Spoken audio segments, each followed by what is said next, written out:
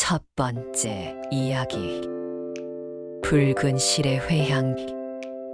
제비를 사랑한 소녀요. 이 옛날 어느 산골 마을에 마음씨 고운 소녀가 살고 있었습니다. 이름은 연화라고 했는데 부처님의 꽃인 연꽃처럼 맑고 순수한 마음을 지녔다고 해서 그렇게 불렸습니다. 연화는 어려서부터 모든 생명을 사랑하는 아이였습니다. 길에서 다친 강아지를 데려와 돌보기도 하고 겨울에 먹이를 찾지 못하는 새들을 위해 마당에 곡식을 뿌려주기도 했습니다. 어느 봄날 연화는 처마 밑에서 떨어진 작은 제비 새끼를 발견했습니다. 아직 털도 제대로 나지 않은 새끼 제비는 작고 연약해서 금세라도 죽을 것만 같았습니다. 연화는 조심스럽게 제비를 집어들고 따뜻한 방으로 데려갔습니다. 얘야, 걱정하지 마라. 언니가 잘 돌봐줄게. 연화는 정성껏 제비를 돌보았습니다. 작은 눈물통에 따뜻한 물을 담아 체온을 유지시켜주고 작은 벌레를 잡아다가 입에 넣어 주었습니다. 밤에는 자신의 품에 안고 잠들기도 했습니다.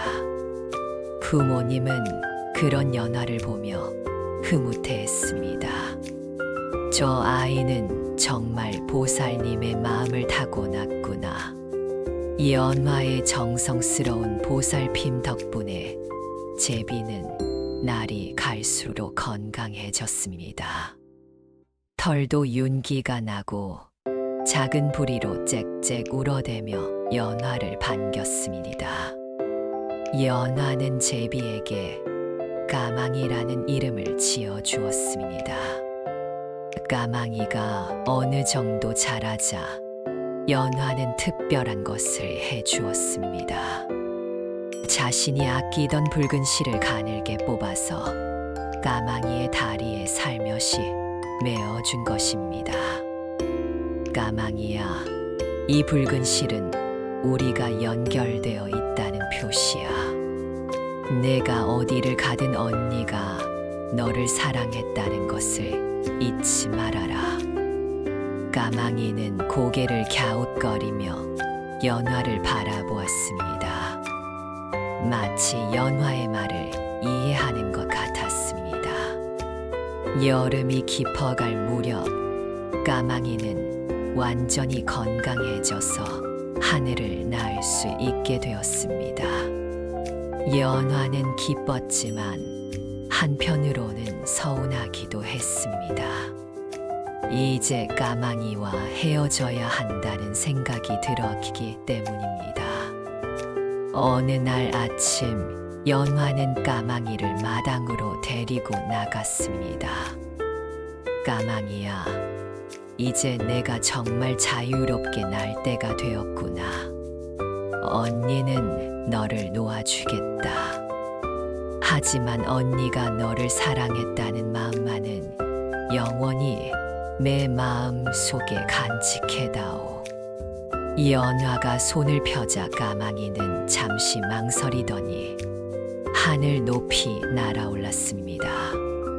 한 바퀴 빙글 돌고서 연화에게 인사하듯 짹짹 울고는 멀리 날아가 버렸습니다. 연화는 작은 눈물을 흘리며 까망이가 사라질 때까지 바라보았습니다. 가을이 깊어지고 겨울이 오자 까망이를 비롯한 모든 제비들이 따뜻한 남쪽 나라로 떠나갔습니다. 연화는 까망이를 그리워했지만 까망이가 건강하게 살고 있기를 간절히 기원했습니다.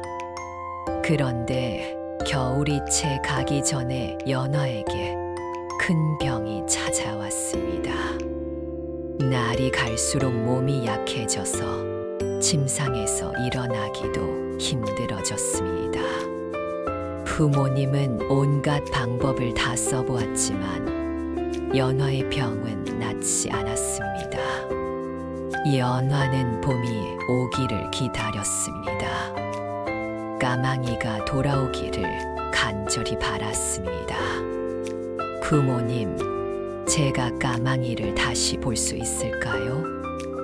그럼 연화야, 봄이 오면 까망이가 분명히 돌아올 거다. 그러니 힘내거라. 하지만 연화의 병세는 점점 깊어만 갔습니다. 봄이 오기 직전 연화는 부모님의 손을 잡고 마지막 말을 남겼습니다. 부모님, 까망이가 돌아오면 안녕하다고 전해주세요. 그리고 언니가 많이 사랑했다고도 말해주세요. 이렇게 연화는 조용히 세상을 떠났습니다. 봄이 왔습니다. 예년과 같이 제비들이 돌아왔습니다. 그런데 놀라운 일이 일어났습니다. 한 마리 제비가 연화의 집 처마 밑을 빙빙 돌며 슬피 울고 있었습니다. 자세히 보니 그 제비의 다리에는 바랜 붉은 실이 매여 있었습니다. 바로 까망이였습니다. 까망이는 연화를 찾듯 집 안팎을 날아다녔습니다. 연화의 부모님이 나와서 까망이에게 말했습니다. 까망이야, 연화는 하늘나라로 갔단다. 너에게 안녕하다고 그리고 많이 사랑한다고 전하라고 했단다. 까망이는 마치 모든 것을 이해하는 듯 슬피 울었습니다. 그리고는 연화의 무덤이 있는 뒷동산으로 날아갔습니다. 까망이는 연화의 무덤 옆에 내려앉더니 더 이상 날지 않았습니다. 사람들이 먹이를 가져다 주어도 먹지 않았습니다. 그렇게 사흘이 지나자 까망이도 조용히 숨을 거두었습니다. 죽을 때까지 연화가 메어준 붉은 실을 다리에서 풀지 않았습니다. 연화의 부모님은 까망이를 보며 눈물을 흘렸습니다. 그리고 까망이를 연화의 무덤 옆에 정성스럽게 묻어주었습니다. 신기한 일이 일어났습니다. 이듬해 봄, 두 무덤 사이에서 예쁜 꽃 한 송이가 피어났습니다. 그 꽃은 마을 사람들이 한 번도 본 적이 없는 신비로운 꽃이었습니다. 꽃이 픈 제비의 깃털처럼 검었고 꽃술은 연화가 메어준 붉은 실처럼 붉었습니다. 마을 사람들은 그 꽃을 인연화라고 불렀습니다. 연화와 까망이의 아름다운 인연이 꽃으로 피어났다고 믿었기 때문입니다. 부처님께서 이 이야기를 들려주시며 제자들에게 말씀하셨습니다. 참된 사랑이란 무엇입니까? 연화가 까망이에게 보인 사랑이 바로 그것입니다. 연화는 까망이를 자신의 소유물로 여기지 않았습니다. 까망이가 자유롭게 날 수 있을 때 기꺼이 놓아주었지요. 이것이 참된 사랑입니다. 소유하려는 마음에서는 진정한 사랑이 나올 수 없습니다. 집착하고 붙잡으려 할수록 사랑은 메마르고 괴로움만 늘어갑니다. 연화는 까망이를 사랑했지만 소유하지 않았습니다. 그래서 그 사랑이 아름다운 것입니다. 연화가 까망이에게 준 정성과 사랑은 사라지지 않았습니다. 붉은 실로 상징되는 그 사랑은 까망이의 마음 속에 영원히 남아 있었습니다. 그래서 까망이는 연화가 떠난 후에도 그 사랑을 기억하고 보답하려 했던 것입니다. 이것을 회향이라고 합니다. 내가 준 사랑과 정성이 나에게만 머물러 있는 것이 아니라 상대방에게 전해져서 다시 세상으로 퍼져나가는 것입니다. 연화의 사랑은 까망이를 통해 모든 생명에 대한 자비로 확산되었습니다. 죽음도 끝이 아닙니다. 연화와 까망이는 몸은 죽었지만 그들의 사랑은 아름다운 꽃으로 피어났습니다. 인연은 모양만 바뀔 뿐 사라지지 않습니다. 이 생에서 맺은 아름다운 인연은 내 생에서도 계속 이어집니다. 여러분도 모든 중생을 연화가 까망이를 사랑했던 것처럼 사랑하십시오. 소유하려 하지 말고 집착하지 말고 그저 자비로운 마음으로 보살피십시오. 그러면 그 사랑이 온 세상으로 퍼져나가서 모든 존재를 따뜻하게 품어줄 것입니다. 이것이 바로 보살의 마음이며 부처님의 가르침인 것입니다. 부처님의 말씀을 들은 제자들은 모두 깊이 고개를 숙이며 감동했습니다. 그리고 각자 마음속에 연화와 같은 자비로운 사랑을 키우겠다고 다짐했습니다. 두 번째 이야기. 봄들녘의 무상. 여러 꽃의 우화. 어느 따스한 봄날 산사로 오르는 길목의 넓은 들판에 제비꽃과 모과꽃 그리고 민들레가 나란히 피어 있었습니다.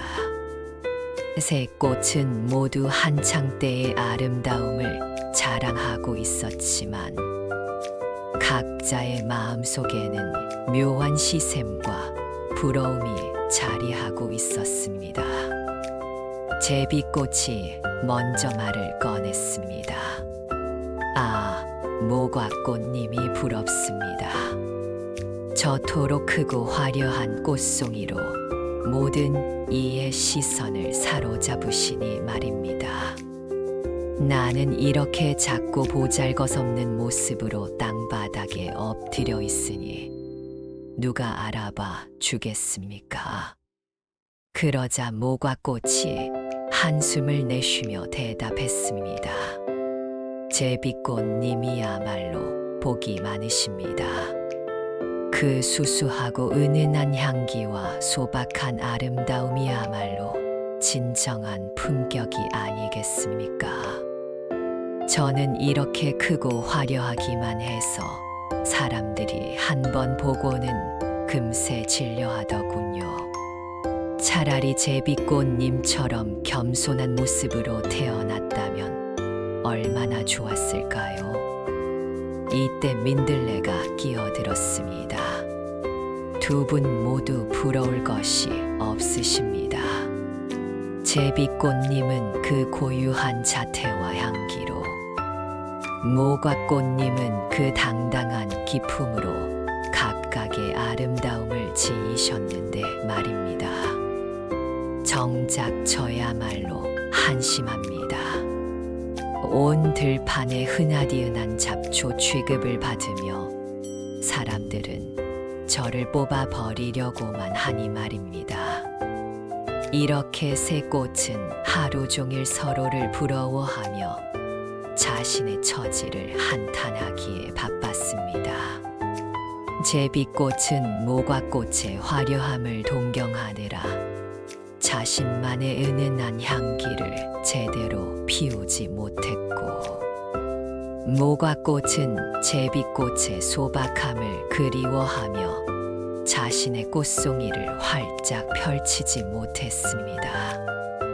민들레 역시 두 꽃의 품격을 부러워하느라 자신이 가진 강인한 생명력을 온전히 발휘하지 못했습니다. 그러던 어느 날 갑자기 바람이 거세게 불어왔습니다. 계절이 바뀌는 징조였습니다.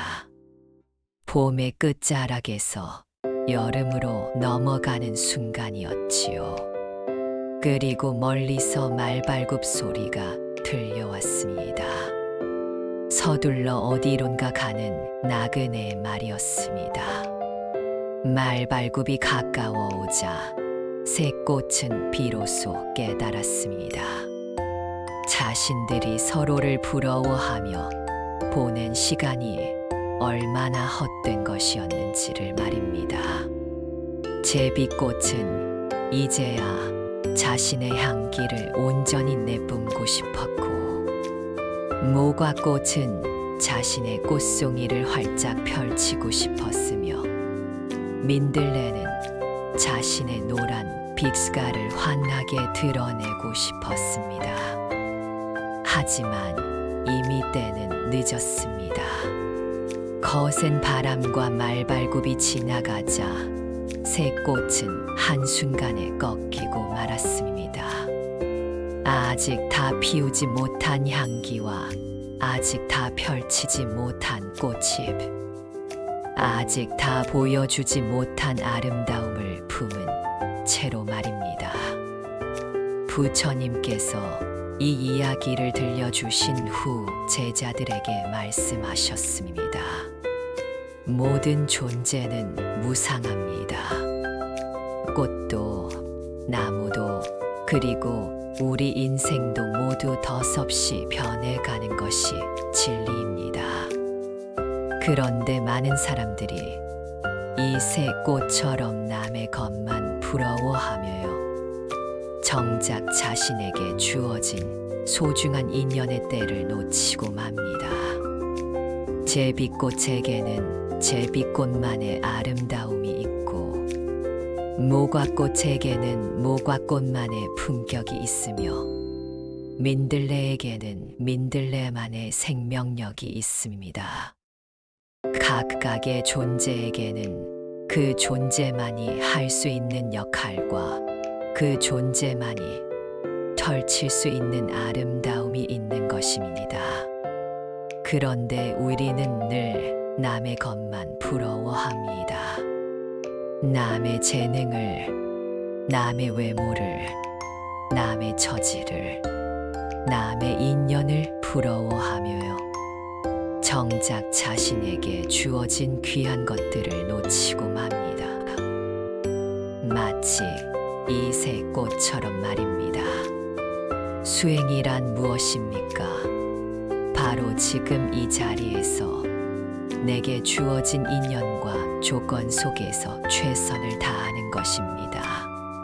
제비꽃이라면 제비꽃답게, 무화꽃이라면 무화꽃답게, 민들레라면 민들레답게 자신의 본성을 온전히 펼치는 것이 진정한 수행입니다. 사람도 마찬가지입니다.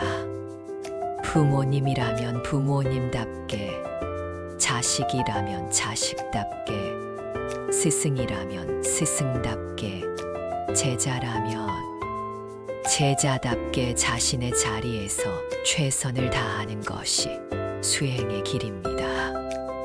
승려라면 승려답게, 제가 신도라면 제가 신도답게 각자의 위치에서 부처님의 가르침을 실천하는 것입니다. 무상함을 깨달으면 더욱 소중해집니다. 지금 이 순간이, 지금 이 인연이, 지금 이 자리가 얼마나 귀한지 알게 됩니다.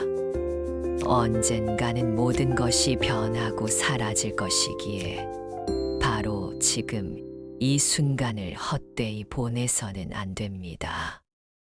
꽃은 꽃 필 때 온전히 꽃 피어야 하고, 열매는 열매 맺을 때 온전히 열매를 맺어야 합니다. 우리 인생도 마찬가지입니다. 청춘일 때는 청춘답게, 장년일 때는 장년답게, 노년일 때는 노년답게 그 시절의 아름다움을 온전히 살아야 합니다. 남과 비교하지 마십시오. 부처님께서는 하늘 위 하늘 아래 나 하나뿐이라고 말씀하셨습니다. 세상에 나와 같은 존재는 없습니다. 나만이 할 수 있는 일이 있고 나만이 걸어갈 수 있는 길이 있으며 나만이 펼칠 수 있는 아름다움이 있습니다.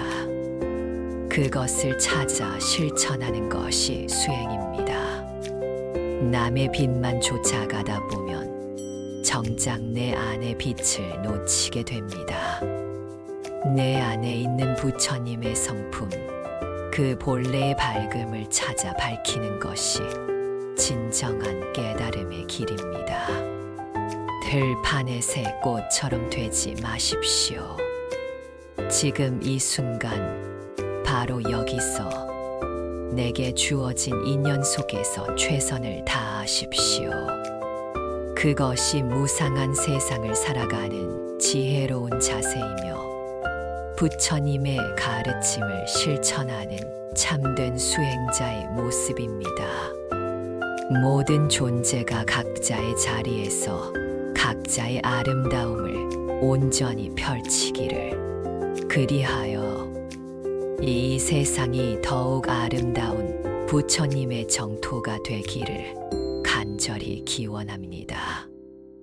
이렇게 부처님께서 말씀을 마치시자 모든 제자들이 깊이 고개를 숙이며 가르침에 감사를 표했습니다. 그리고 각자 자신의 자리로 돌아가 부처님의 말씀을 가슴 깊이 새기며 정진하여 듣다고 전해집니다. 세 번째 이야기. 물밑의 서원. 영원한 친구.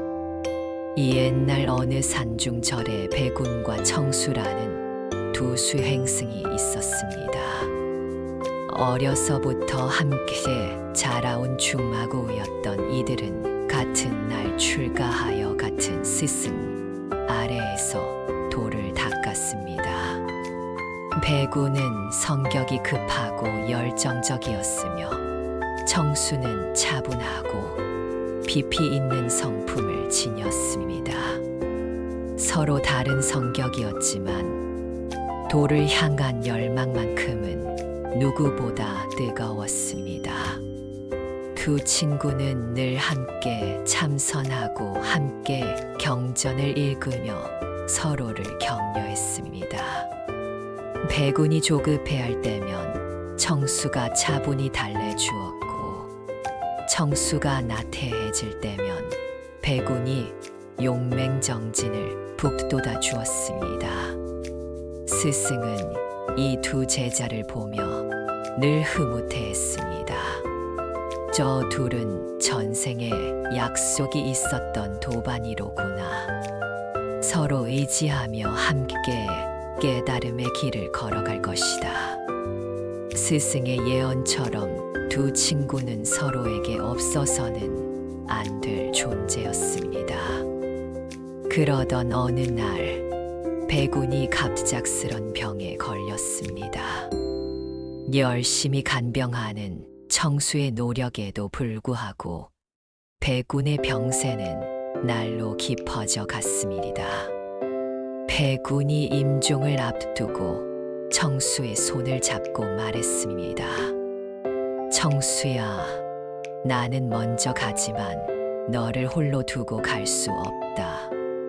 만약 내가 수행 중에 큰 어려움에 빠진다면 반드시 나타나서 도울 것이다.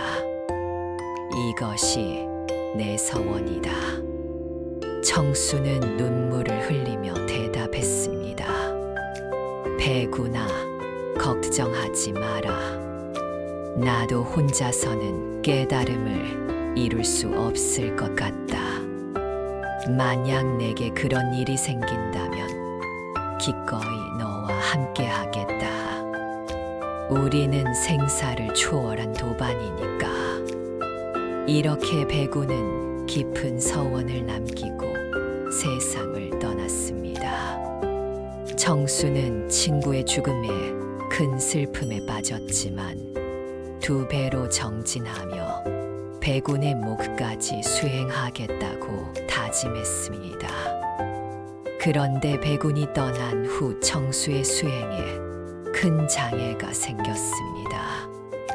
아무리 참선을 해도 마음이 산란해지고 경전을 읽어도 뜻이 들어오지 않았습니다. 친구를 잃은 슬픔이 너무 커서 도무지 마음을 가라앉힐 수가 없었습니다. 스승도 이런 청수를 걱정했습니다.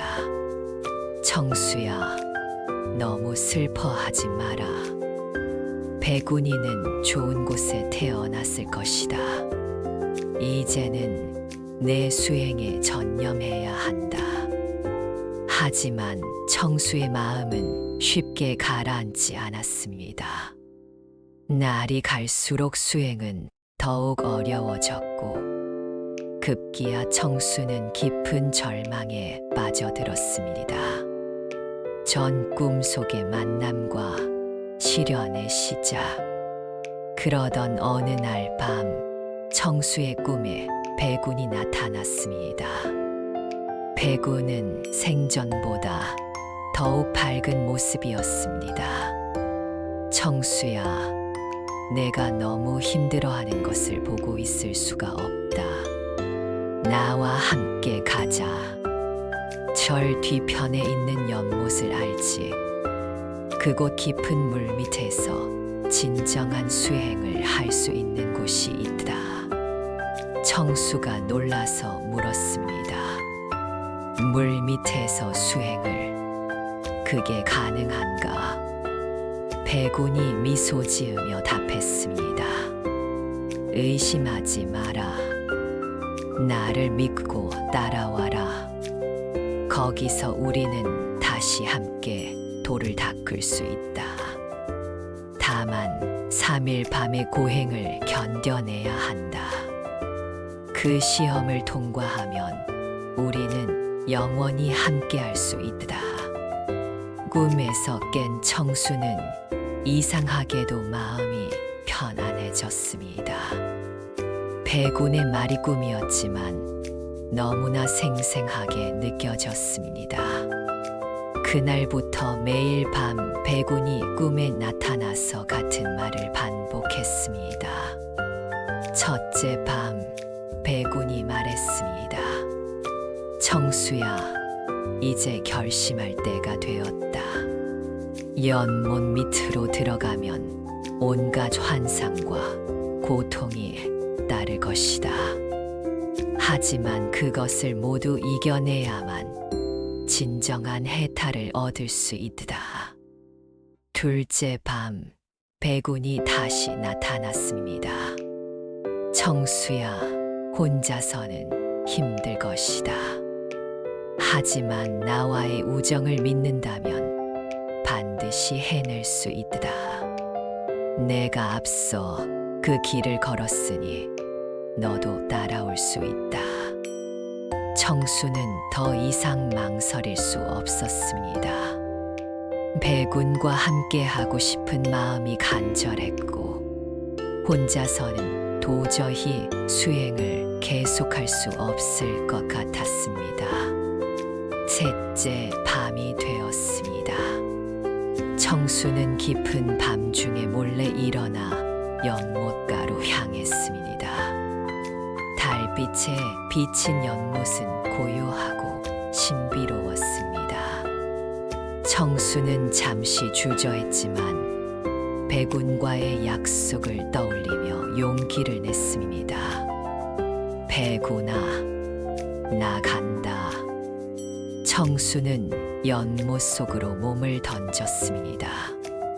물 밑 세계는 백운이 말한 대로 상상을 초월하는 곳이었습니다. 숨이 막힐 듯한 압박감 속에서도 신기하게 숨을 쉴 수 있었습니다. 하지만 곧 무서운 시험이 시작되었습니다. 첫째 밤, 청수는 온갖 무서운 환상에 시달렸습니다. 거대한 용들이 나타나 위협했고 악귀들이 온몸을 괴롭혔습니다. 청수는 관세음보살의 이름을 부르며 간절히 기도했습니다. 그러자 어둠 속에서 백운의 목소리가 들려왔습니다. 청수야, 두려워하지 마라. 모든 것은 마음이 만든 환상이다. 금강경의 가르침을 기억하라. 청수는 백운의 말을 듣고 마음을 가라앉혔습니다. 점차 환상들이 사라지기 시작했습니다. 둘째 밤은 더욱 혹독했습니다. 이번에는 온몸에 극심한 고통이 몰려왔습니다. 뼈가 부서지는 듯한 아픔, 피부가 타는 듯한 고통이 쉴 새 없이 계속되었습니다. 청수는 몇 번이나 포기하고 싶었습니다. 하지만 그때마다 백운이 나타나서 격려했습니다. 청수야, 이 고통은 전생의 업장이 소멸되는 과정이다. 조금만 더 참아라. 새벽이 되면 모든 것이 끝날 것이다. 청수는 이를 악물고 버텼습니다. 부처님의 이름을 부르고 법화경의 구절을 외우며 고통을 이겨냈습니다. 셋째 밤이 가장 어려웠습니다. 이번에는 백운마저 보이지 않았습니다. 청수는 완전히 혼자가 된 것 같았습니다.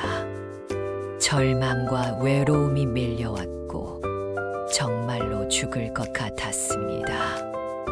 내가 잘못 판단한 것일까? 백운이가 정말 나를 도우려 한 것일까? 의심과 후회가 몰려왔습니다. 청수는 진짜로 죽어가는 것 같았습니다. 바로 그때 갑자기 찬란한 빛이 물밑을 환하게 비췄습니다. 빛 속에서 자비로운 모습의 지장보살이 나타났습니다. 지장보살이 말씀하셨습니다. 청수야, 내 우정은 참으로 깊고 아름답구나. 하지만 잘못된 방법으로 친구를 따라가려 해서는 안 된다. 백운이는 이미 좋은 곳에 태어나 수행을 계속하고 있다. 내가 이곳에서 죽을 필요는 없다. 그러자 진짜 백운이 나타났습니다. 하지만 이번에는 슬픈 표정이었습니다. 청수야, 미안하다. 내가 너를 잘못 이끌었다. 나는 아직 중음신의 몸으로 윤회의 길을 헤매고 있었던 것이다. 내 외로움 때문에 너까지 위험에 빠뜨렸구나. 지장보살이 다시 말씀하셨습니다. 백운아, 내 친구를 향한 마음은 아름답지만 방법이 잘못되었다. 진정한 우정은 함께 죽는 것이 아니라 함께 깨달음을 향해 나아가는 것이다. 이제 너는 내가 이끄는 곳에서 제대로 수행하고 청수는 다시 세상으로 돌아가서 올바른 길을 걸어라. 지장보살의 자비로운 힘으로 백운의 중음신은 안락한 정토로 인도되었고 청수는 다시 연못 위로 떠올랐습니다. 청수는 기적적으로 살아났지만 큰 깨달음을 얻었습니다. 물에서 나온 그는 스승에게 달려가서 모든 일을 털어놓았습니다. 스승은 청수의 이야기를 들으며 고개를 끄덕였습니다.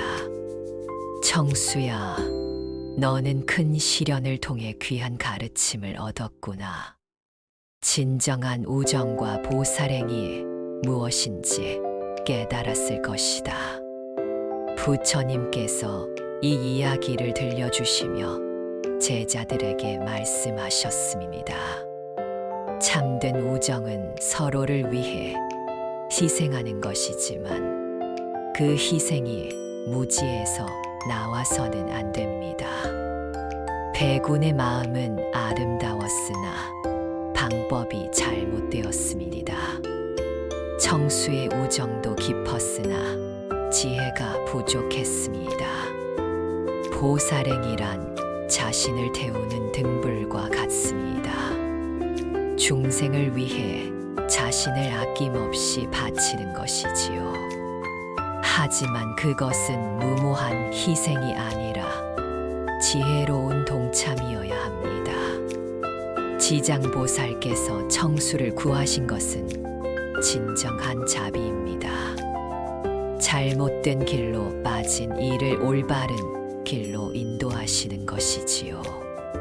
배군도 결국은 바른 길을 찾아 정토에서 수행을 계속하게 되었습니다.